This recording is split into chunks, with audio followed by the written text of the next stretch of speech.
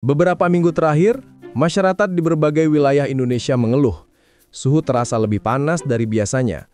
Tapi apa sebenarnya yang sedang terjadi? Fenomena ini bukan sekedar perasaan. Data dari BMKG menunjukkan lonjakan suhu hingga mendekati 37 derajat Celcius di beberapa daerah.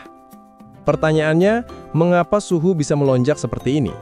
Mari kita lihat faktor-faktor ilmiahnya. Pertama, posisi matahari. Pada periode tertentu, matahari berada tepat di atas wilayah Indonesia, meningkatkan radiasi sinar langsung. Ketika matahari berada di atas kepala, permukaan tanah dan bangunan menyerap energi lebih banyak dari biasanya. Kedua, fenomena El Nino. Tahun ini, El Nino memperlemah curah hujan di wilayah tropis, membuat udara lebih kering dan panas. Saat kelembapan menurun, awan terbentuk lebih sedikit. Akibatnya, sinar matahari tidak terhalang, suhu meningkat drastis. Ketiga, urbanisasi ekstrim. Permukaan hijau digantikan beton dan aspal yang menyerap panas lebih cepat. Efek ini dikenal sebagai urban heat island, di mana suhu di kota jauh lebih tinggi daripada daerah sekitarnya. Namun bukan hanya kota yang terdampak, perubahan iklim global turut memperparah kondisi atmosfer di seluruh dunia. Gas rumah kaca dari aktivitas manusia memperkuat efek pemanasan, menjebak panas di lapisan bawah atmosfer.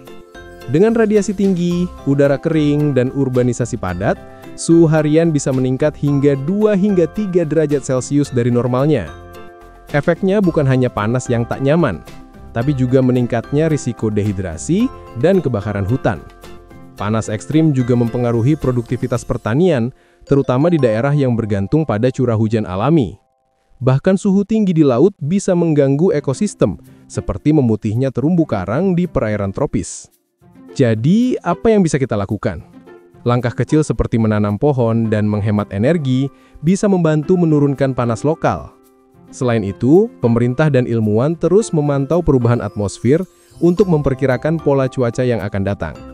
Pemahaman ilmiah menjadi kunci agar kita bisa beradaptasi dan mengurangi dampak perubahan iklim di masa depan. Namun, semua kembali pada kesadaran kita. Apakah kita peduli terhadap keseimbangan bumi yang mulai terganggu? Setiap langkah kecil manusia berkontribusi, baik memperbaiki atau memperburuk kondisi planet ini. Panas ekstrim ini bukan akhir, tapi peringatan bahwa bumi sedang meminta kita untuk berubah. Jadi, mari peduli pada bumi kita.